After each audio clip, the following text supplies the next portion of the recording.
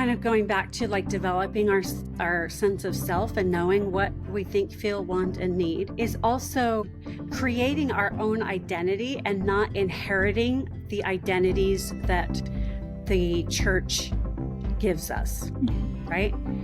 And it can include, like, for example, in the Mormon faith, like the main inherited identity for women is mother, which is great. That's a huge part, but that's one slice of the pie for me. Right. And so really being able to identify what identities are important to you, and not everyone becomes a mother. Not everyone wants to become a mother. So what are your identities and how do you self-define that? So you're not defined by external sources. Oh, I love that. Yes. And some women can't become mothers. And, you know, and that's heartbreaking when there's so much value and weight put on those roles. We've talked about this before on our podcast, but. Welcome back to That's Church. This is Emily Call here with my sister, Ashley Sanders. Today, we are honored to sit with the Dr. Julie Hanks, a licensed clinical social worker, psychotherapist, relationship expert, performing songwriter, and owner of Wasatch Family Therapy. Dr. Hanks has devoted her career to helping individuals and couples navigate faith transitions, strengthen family connections, and find their voices with structures that may feel confining. Her expertise in mixed faith marriages, women's emotional health, and spiritual identity shifts offers a compassionate and empowering perspective. In this episode, we explore how differing beliefs within a marriage can become an avenue for growth rather than disconnection, what it means to separate personal values from religious practices, and how to navigate patriarchal cultures while still honoring one's authentic self.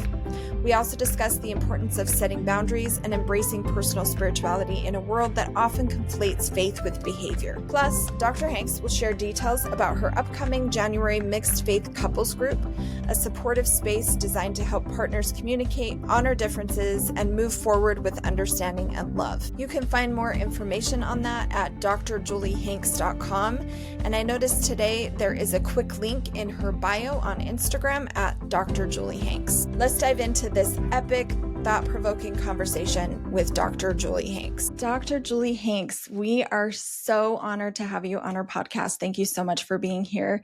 And we're so grateful that you came to our That's Church experience this last weekend. It was so fun to see you there, and we were so grateful that you posted about it for your followers as well. And I know we had quite a few of them attend. So thank you so much. My pleasure. It was a wonderful event. So congratulations, both of you. Thank you. Thank you so much. It was so fun and such a beautiful experience for us. And our presenters were just absolutely insanely amazing. And it turned out really, really well. So thank you for being there and supporting us. You are doing such amazing work and such important work. In a space where there can be a lot of pain. You are providing support through faith transitions and faith struggles and deconstruction, something that is so needed right now.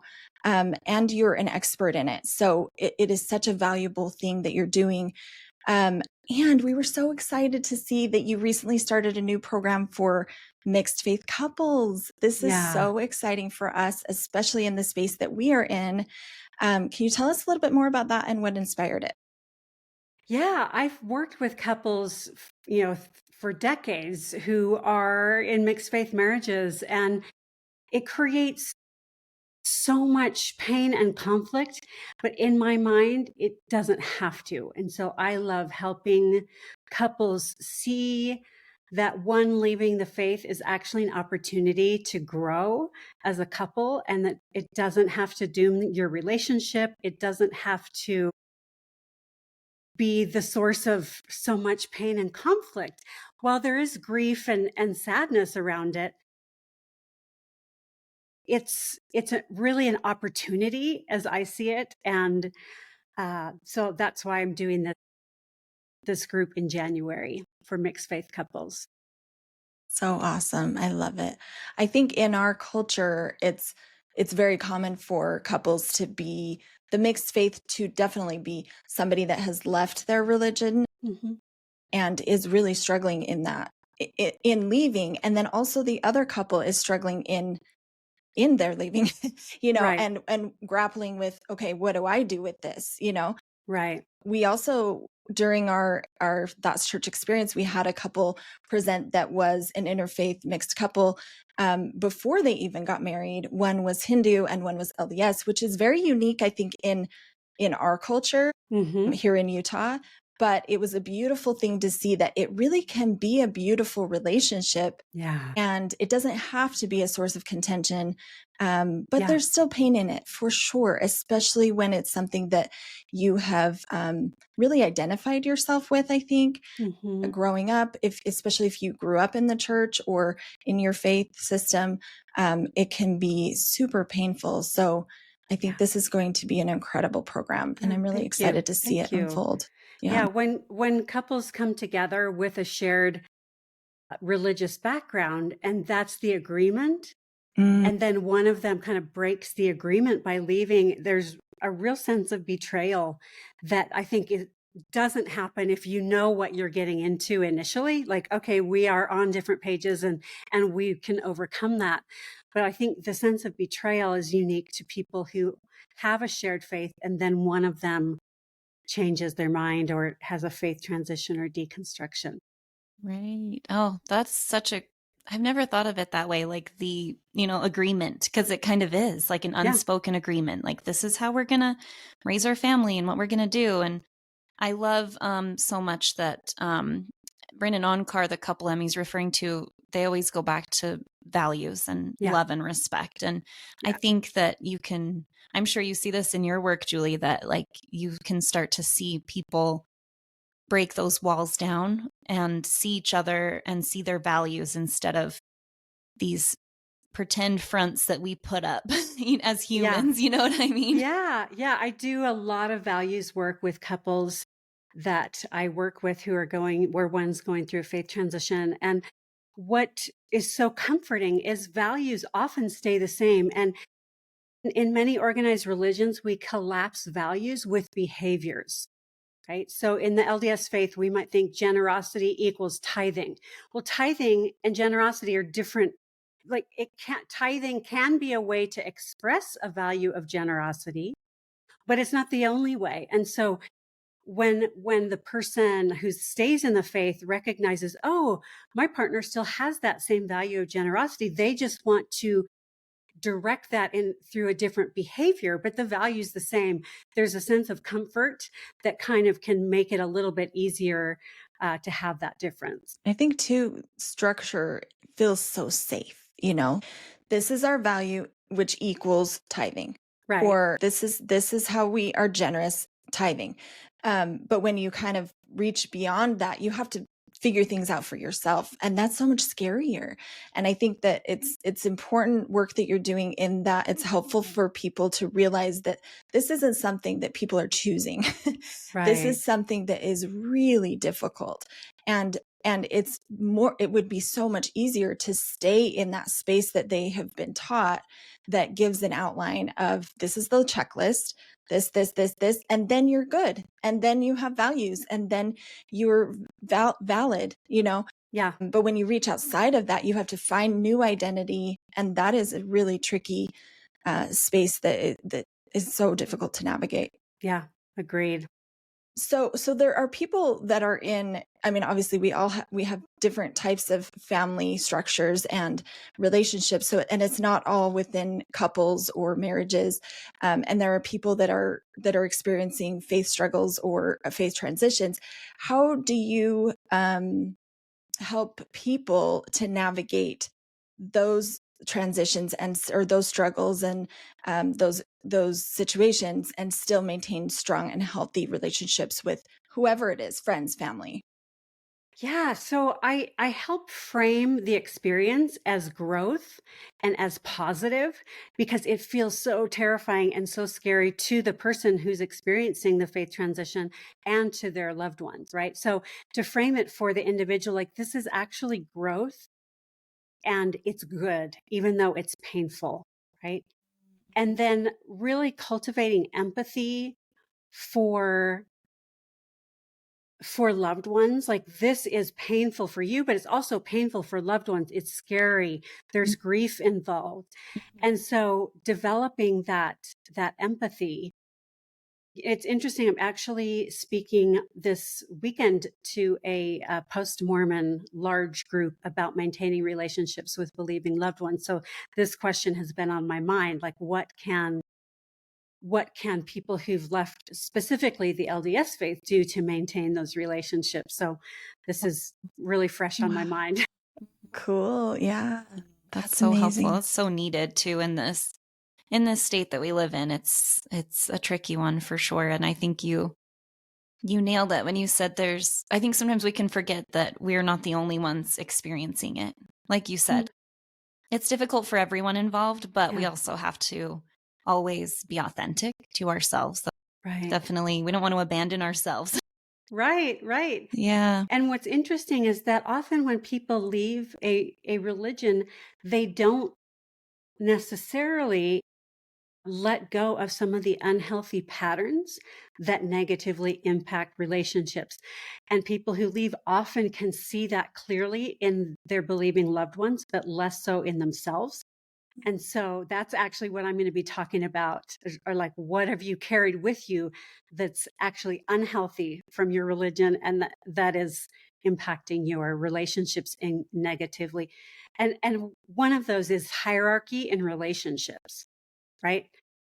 Like, in a lot of high demand religions, there's a hierarchical structure in families, in the faith structure. And so people who leave actually carry that with them often. And then it's like, who's better than, now I have the truth, or I'm more enlightened, or I'm better than, right? And it's still this hierarchical instead of an egalitarian, equal partnership of like, we're different, we're equally valid and valuable, and we both deserve respect. And anyway, so I'm really excited, obviously, about sharing some of my thoughts. Oh, I'm excited for you and for that crowd. That's going to be fascinating. I could totally see that. People carrying those negativities with them. Yeah. It takes a long time to unravel and unlearn some of these things that these, toxic ideologies that not everybody carries. I know people in the church that are completely happy, that have never carried any of these negative things, but that's not everyone's experience. And I think it does take time to unlearn and sort of shed all of those ideals that we might not agree with anymore. Right. I think it's also been interesting for us in what we're kind of delving into in our space, to find that it's not just us, it's not just LDS people. Like you mentioned, high demand religions. And so it kind of makes me feel not as alone and not as like weird, maybe. That there are other, as we've kind of learned more about other Christian denominations and other religions just in general, people are really deconstructing right now with kind of this information age and really realizing that we can make our own decisions. And I think part of that comes with age as well, but also this time of life and the world that we live in at this moment. It's happening all over the world. So we're not alone. It's not just us. Yeah. And I think that helps to realize that we can connect with everyone. We can connect with anyone that we choose to connect with, and we can connect through struggles as well. So I think opportunities like going to events that you're speaking at and things like that, those are opportunities to connect with other people. That is so important. We live in kind of a patriarchal world. I think we've come from a patriarchal world throughout history, but specifically, what are some ways that women can find their voice and empowerment within religious patriarchal cultures? Which, that's like the $1 million question that I'm always trying to parse out, right? So I think the first step is really developing ourselves, so we know what we need to say and how we feel. So what we think, feel, want, and need. And until we identify those 4 things, we don't even know what needs to be said or what needs to change. And so doing the self work is one piece, but also really doing whatever we can structurally to call attention to or to highlight the inequalities, unfairness, and those kind of things. And it's really hard when you are a woman in a patriarchal structure, because by definition, you are not the person in power. Mm-hmm. And so I think there's a tendency for women to kind of want to overcorrect sometimes and just be like, screw that. You know what I mean?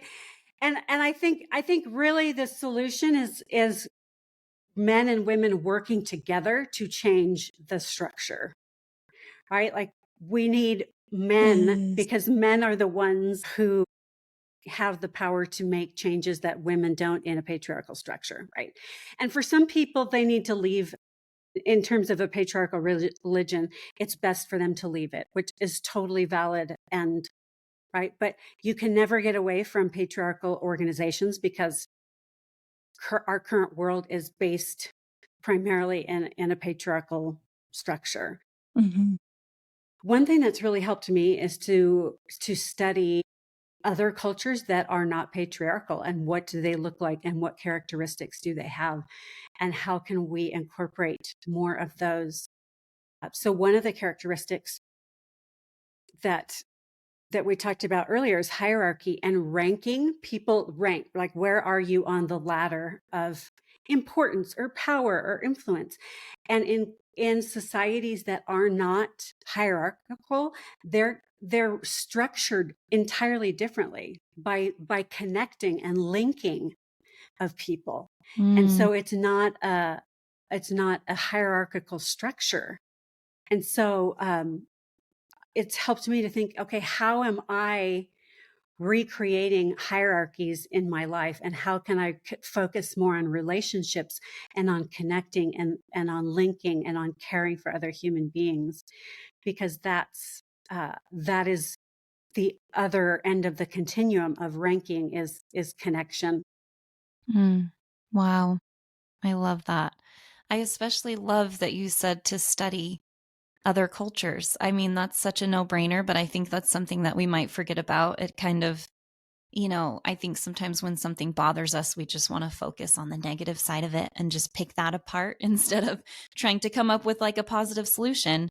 I also wanted to say, it reminded me when you were talking about men supporting women, especially within high demand religions and patriarchal religions. It reminded me of Emily's husband, Todd, my brother-in-law.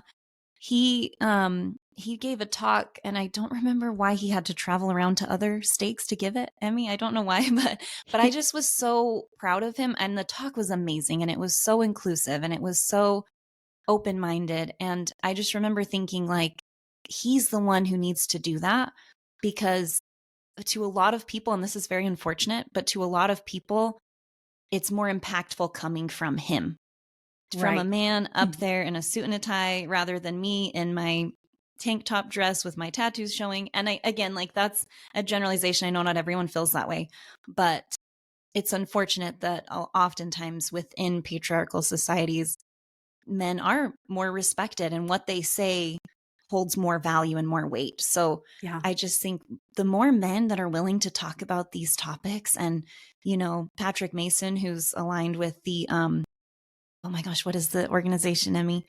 Mormon Women for Ethical Government. Yes, Mormon Women for Ethical Government. And I love so much that he supports that, because his supporting that will hold a lot of weight to more people, maybe. And that's, again, it's unfortunate, and it's not the case with everyone, but it is, like, men's support for women is huge. Yeah.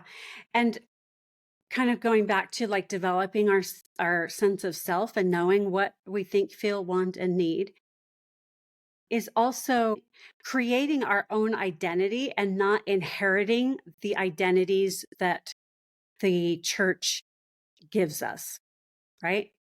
And it can include, like, for example, in the Mormon faith, like, the main inherited identity for women is mother, right? Which is great. Like, that's a huge part, but, like, that's one slice of the pie for me. Right. And so really being able to like identify what identities are important to you, and not everyone becomes a mother. Not everyone wants to become a mother. So what are your identities, and how do you self-define that so you're not defined by external sources? Oh, I love that. Yes. And some women can't become mothers. And, Right. and that's heartbreaking Yep. when there's so much weight put on those roles. We've talked about this before on our podcast, but our mother was feminist without realizing that she was. And it's because she held herself with so much worth, so much respect, that when she would talk to our bishop, I knew they were equal because of the way she talked to him. Mm-hmm. And it was just, I'm so grateful for her example, because it's sad to say, but I was in my late 20s when I realized that we did have more of a patriarchal society, because I didn't see it that way, because I had that strong female role model. So I think what you're saying is huge. Like the impact we have as individuals to hold ourselves with a higher worth, to hold ourselves in our authentic spiritual statuses, like to make sure that people know that we're worthy, and we're just as worthy as anyone else within this religion. So yeah, that's huge. I'm so glad you brought that up. And I think that's one piece, and the other piece is working to change the structure, right? Mm-hmm. Mm-hmm. Like to give more feedback, to say, this is a problem. One of the things I'm passionate about is telling people, like, you don't have to agree with everything. You can say, oh, yeah, that was taught, but that's wrong. Mm-hmm. Like, mm-hmm. You don't have to just take everything as like, oh, it's everything that's ever said over the pulpit is true. You can go, yeah, I disagree with that. That's not true. Mm-hmm. Like, question things and try to highlight things that are unequal and request change. I love that. Amen. Mic drop.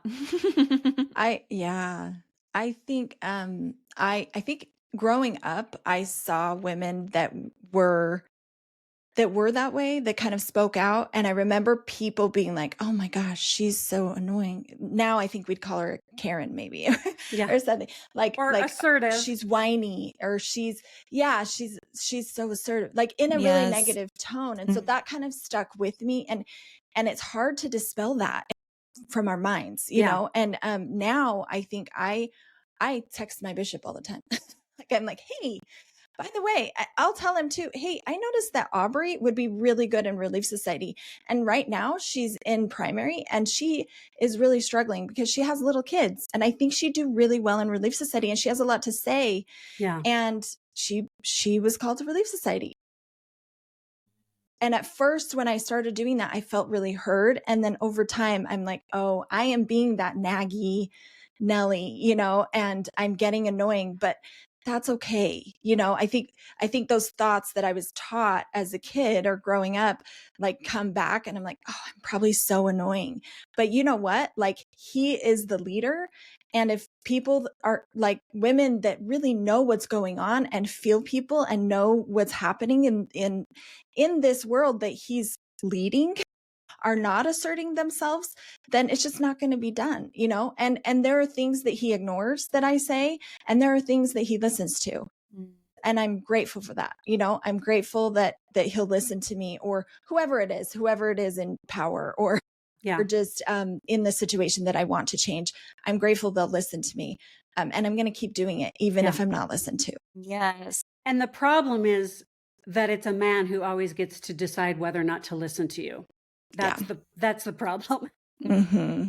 That was my thought too. It's like, when we step back and look at it, it's like, oh, there's just, and I can get a little spicy on this topic, but I just think there's no other place in my life that I would need to explain to my little girls that, hey, you can't be a manager if you work at Costco. I mean, you know what I mean? Like, there's no other place in their life where I would say, like, well, you can't be a principal. Sorry, you're a girl. Like, no, all of these places are equal. And so it can get frustrating. Becoming that way. Yeah. And it's right. It's still, not fully, but But it is hard in these conversations to think the space where they should feel the most safe and valued. Yeah. They don't always. And so it's just important to empower each other. It's the last place where girls are told they can't do things because they're girls. I have 2 sons, 2 daughters, and my girls aren't having it. They're like, yeah, I'm sorry. You know what I mean? Like, don't tell me that. Don't tell me I can't. That's awesome. Right. And it's hard for, like, sometimes I question, like, I wouldn't send my kids to a school where women were not able to be the principals. I wouldn't shop at a store where it's like, we don't hire women.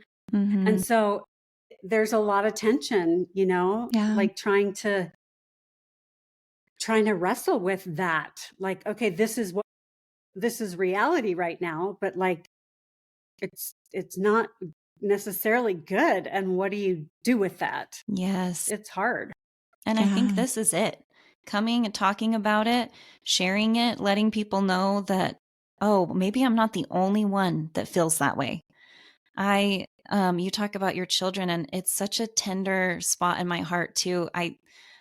It's so interesting. My husband, he has a harder time going to church right now than I do. And that is his reason. He said, it's really hard for me to think of my little girls not having this, like being on the same playing ground.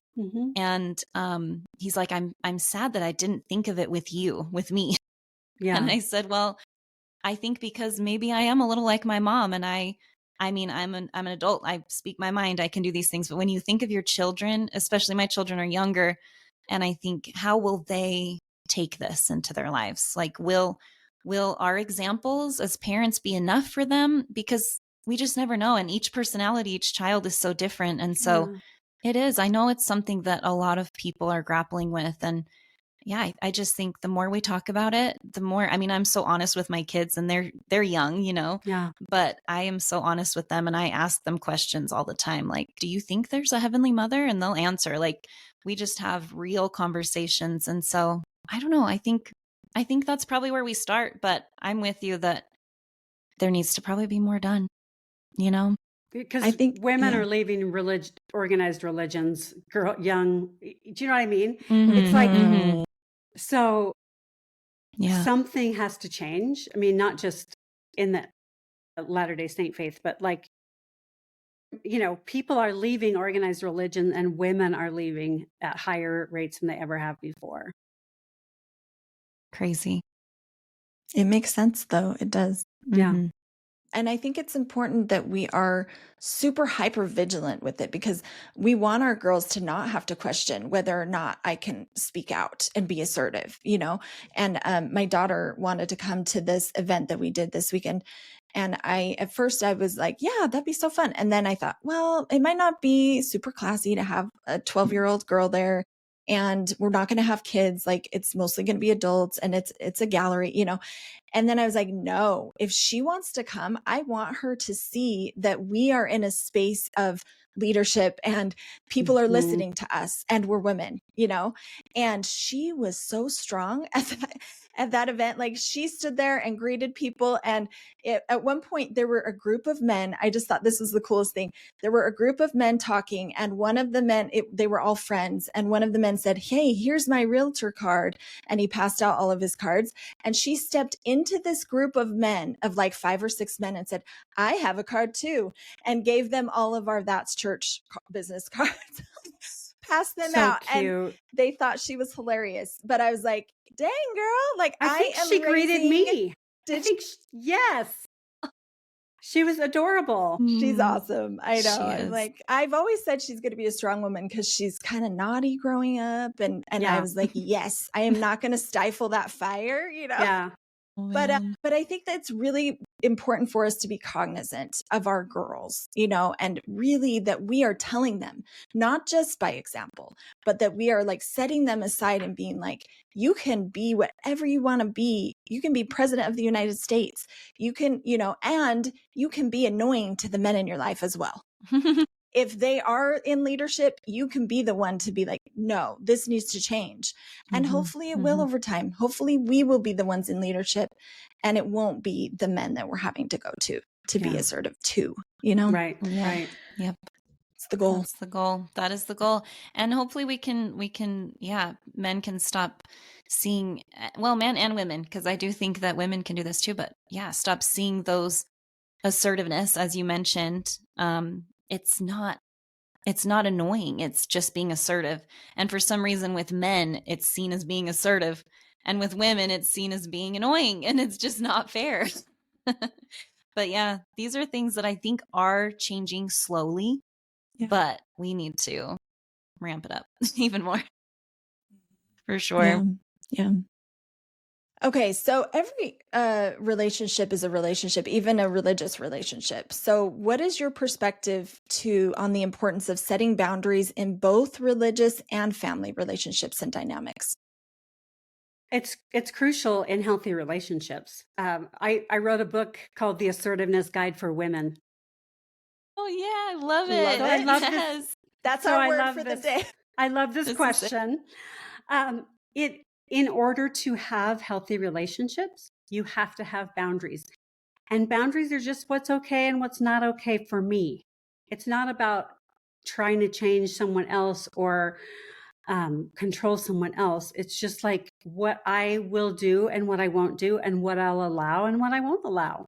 And so it's just part of being human, right? Is to go, no, you overstepped, and here's my boundary. Or no, I'm not going to accept that calling. Or here's how I want to be treated.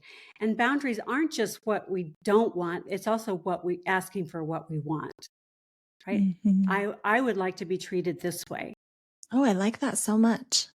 And I think it's okay to not feel bad. I mean, it's not just okay. It's important to not feel bad about it. To state our truth and state what needs to happen and what the boundary is and what's not okay, what is okay, and be okay with that, and stand our ground and feel confident in it.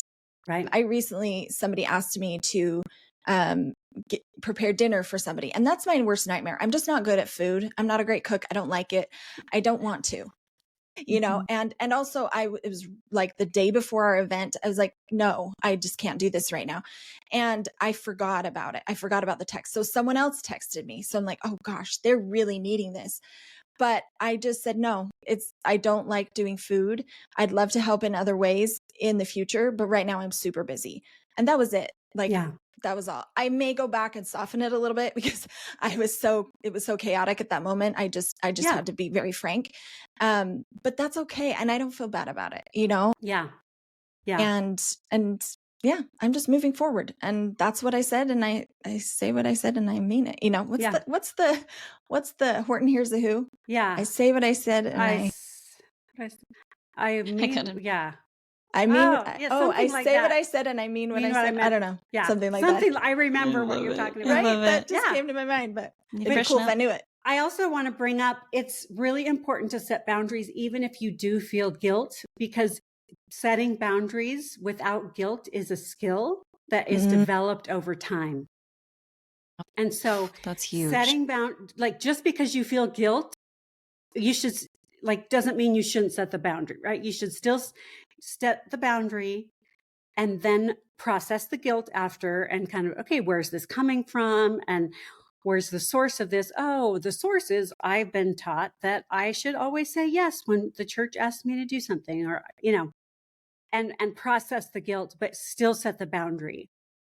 Oh, I love that. I'm so happy you said that. Yes, same, because I think that we're taught to just service is such a huge thing within our culture. And when you were talking about food, Emmy, it's so interesting because that's always the sign up that goes around the classroom, like sign up for meals. And that's not my strong suit either, but I'd love to be like, I can, come and visit, or maybe I can take you somewhere to get food, or, so there's just so many different ways to serve, but also, the boundary, the guilt.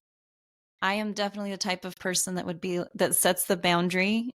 And then I'm like, oh, but it's so-and-so, I have to do it. And I need to break it this once. Yeah. And it is I think it's probably taken me 3 years to really be able to set boundaries. And that's kind of embarrassing to admit, but It's true, because I'm like natural people pleaser. Yeah. So it is, I think you nailed it when you say like it needs to be practiced. And I think sometimes it'll feel more uncomfortable than other times too. And you might practice it and then be like, "Oh, I'm getting good at this." And then other times it's more uncomfortable. That's okay. I usually will just send pizza. Like I'll be like, "Oh, I'll send pizza." And That's a good one. but this time I just didn't want to. It's No. Yeah. okay, even if it's not a boundary you have set for everything across the board all the time. This time I just didn't want to, and I just didn't have the mental space for it, even just to order a pizza. I just didn't. So I didn't. And it's okay. You don't have to explain and it someone either. else probably You filled can in. just say no. Yeah. Yes, you can just say no too with no explanation. That's hard for me. That is so much easier said than done for me, but it gets better. It gets easier with practice. For sure. Okay, so we strongly believe in therapy. We're all about it. I think it's so great, and it's good. I think therapy is important in any situation. My mom always said growing up, and I think this was maybe even while we were young and it was maybe a little bit taboo, but she always said that everyone should have therapy. Like whatever your situation is, just to receive support in any capacity. We have a fast-paced world, and it's needed. We need support. And part of our lives is spiritual. So how can mental health professionals play a meaningful role in supporting individuals in their spiritual journey? Yeah, I think any good therapist will meet the client where they are. Some people aren't spiritual, and so spirituality won't be a part of the therapy. If you are spiritual, then the therapist will help you with whatever you bring into the session, right? A therapist should never put their spiritual beliefs on you or encourage you in a certain direction based on their own beliefs. That would be unethical therapy. And so good, skilled therapists will work with all parts of you, and spirituality is a large part of a lot of people's lives. Also, I think it's important to differentiate religiosity and spirituality. Those can overlap, but they can be totally different. I've worked with very spiritual people who are not religious, and I've worked with religious people who aren't spiritual. It's more of a like duty. I do this, and they don't necessarily have a connection with something bigger than themselves other than the actual organization of the church. And so those aren't, they can be this overlapping, but they're not the same. And so I think skilled mental health professionals will support individuals in cultivating their own beliefs, not the therapist's beliefs. Wow. And that's such a good reminder for people to look out for. Yeah. That I think people might not realize, because that is, I mean, that happens. We've seen it with some high profile cases in Utah. Not good ones. Yeah. Definitely. Not good ones. Definitely. It is. You just never know what you're going to get. That's such a great reminder and so fascinating to, If the therapist is mixing their beliefs, run. Don't walk, run. Some parents don't like that because like if you take your teen in or, for therapy, or it's like a lot of parents want a therapist who will preach what the parents believes to the client, to the teen. And that's not good therapy. The good therapy will be helping the teen develop their own beliefs. What is the meaning of life to you? What, do you have a connection with deity? What is that like? Right? Like, and so it's hard for parents sometimes because parents want therapists to be bishops and preach to their kids so their kid will stay on the right path. Fascinating. Just let them learn that at church. Let those be separate. But I love what you're saying too, that it can't be forced. That seems like a no-brainer. And it reminds me, someone in my life, I can't remember who said this a few years ago, but they said to pick a good news station, pick one that doesn't tell you what you believe, but gives you the information and lets you decide what you believe. Exactly. And I think that's exactly what you're saying with therapy too, that it seems like the no-brainer, but I bet there are parents that that try to sneak that in. Oh, that's so unfortunate. I think parents also assume that the bishop can be a therapist, and the bishop is not a professional mental health, therapist. Right. That is really dangerous also. Right. And I think we're getting away from that, but it's still there for sure. Yeah. Everybody should stay in their lane. Right. Yes. Love that. Yes. For sure. Everyone in their lane. Yeah. Okay. We have 2 questions left for you. I do want to slip this one in quickly. So our podcast is called That's Church. And the reason we named it that is because church can be wherever you want it to be, wherever it is for you. It can be outside of the walls of your church. So Dr. Julie Hanks, what is your church outside of the walls of your church building? The beach. Yes. There's something about sand and the waves and sunshine. And I grew up in Southern California. And so I grew up going to the beach, and there's just something that's very spiritual about the ocean and the beach. It's just beautiful. Why do we live in Utah? I know. Every day I ask myself that. Yes. I know. Anytime I'm at the beach, I question, why do I live in Utah? Yeah. Because it's cheaper maybe, and mountains are beautiful. I was going to say, if we didn't have the mountains, I always said I would need the ocean because it's the same kind of feeling, very sacred. And I love that. Now I need to go to the beach. For sure. Okay. And then our last question, this is just one that we ask to sort of like end on a fun high note, but we would love it if you are open to sharing an embarrassing moment with us or, so you could do both of these. We have this question. What would you change in the world if you could change one thing without any question or obstacle in front of you? Okay. Embarrassing moment. This is more like an awkward moment. Will that count? Yeah. That's great. Okay. So I'm also a performing songwriter, and I don't do a lot of performing these days, but for about 30 years I was doing therapy and also doing songwriting and stuff. No way. That's amazing. Yeah. And so early on, I was doing I think it was in Mesa, Arizona, doing a concert.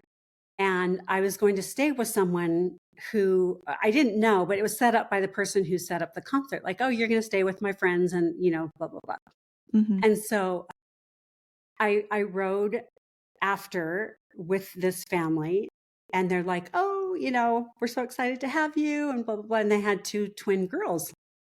And we get there to their house, and they're like, here's your bedroom. I'm like, great. And so they're like, okay, girls, you're going to have to sleep on the top. Julie gets the bottom. And I was like, wait, they're sleeping in the room with me? I'm sleeping in the room with the twin girls? Oh my gosh, no way. And I was like, I don't know what to do because I'm stranded here, right? Like, yeah. And so I slept in a room like with the two twin little girls on the top bunk, and it was like creaking whenever they moved. And I was just like, like so embarrassing. I'm a grown adult. And, and they were so sweet and so generous. But I was just like, there's something about kicking a twin out of their bed too that would make me just feel bad. I was like, you got a couch? I'm okay with couches. But anyway, so I, as an adult, slept in a bunk bed with twin girls bed, and amazing. They were so sweet and had like their stuffed animals all lined up for me, and anyway, but I was just dying. So cute. It's like, this is not what I imagined when they're like, we have an extra bed. I thought bedroom. You're like, bedroom. You're like, oh, really? Bed. It's like a slumber party. You're like, let's have a pillow fight. I know. I was like, anyway, and I didn't. That's so funny. I didn't bring pajamas, and so I had to wear clothes to bed because I was like, I'm not going to just be in my underwear with these. You thought you'd be in your own space. That's the worst too. Anyway, it's so uncomfortable. So it's just an awkward moment. So that's that. Oh my gosh, that's so funny. If I could change one thing in the world, oh gosh, there's so many, but I think partnership between men and women. I think that would solve all of the other problems. I think if men and women were working together at every level of government, religion, families, communities, church, that that we would have a lot more compassion, caring, less violence, less need. And so, yeah, that's what I would do. I Love love it. that. Thank you so much. Thank you for being here and just My sharing a part pleasure. of yourself with us. This has been so fun and so insightful. I feel like I've learned so much. Can you share with our listeners how to find you and anything you have coming up that they can participate in? Yeah, just share.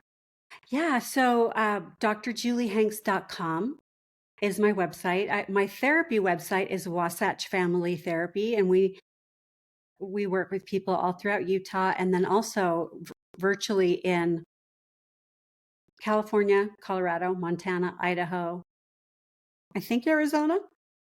Wow.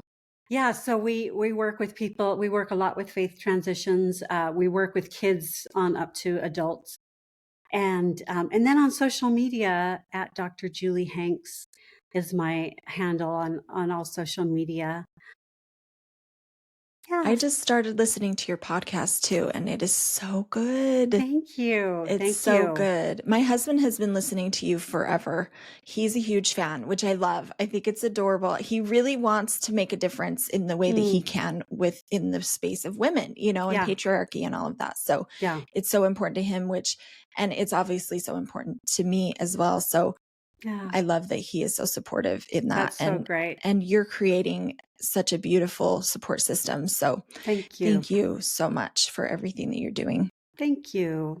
Yes. And then can I just invite any mixed faith couples to join my January group? We're going to just really talk about the hard stuff. I'll do some coaching. They'll get support with other couples who are doing that, kind of in that same situation. And you can register for that at drjuliehanks.com. Awesome. Amazing. And that's going to help so many people. It's going to be huge. You're amazing. Thank you so much for being here. Thank you, Ashley and Emily. Thanks for listening to That's Church. We hope you found today's conversation with Dr. Julie Hanks both enlightening and encouraging. From understanding the complexities of faith transitions and mixed faith marriages to reclaiming personal authority and spiritual journeys, Dr. Hanks' insights remind us that we can embrace change and growth with empathy, curiosity, and mutual respect. As we reflect on what we've discussed, remember to check out her January Mixed Faith Couples Group, where couples can gain real-world tools and connection to navigate their differences and deepen their bonds. For more resources and guidance, visit Dr. Hanks' website at drjuliehanks.com and follow her on social media at Dr. Julie Hanks. And of course, if you enjoyed this episode, please subscribe, rate, and review That's Church. Your support helps us continue exploring meaningful conversations that bring us closer together. Thank you for joining us today. Until next time, take care and keep seeking your own path to connection and understanding.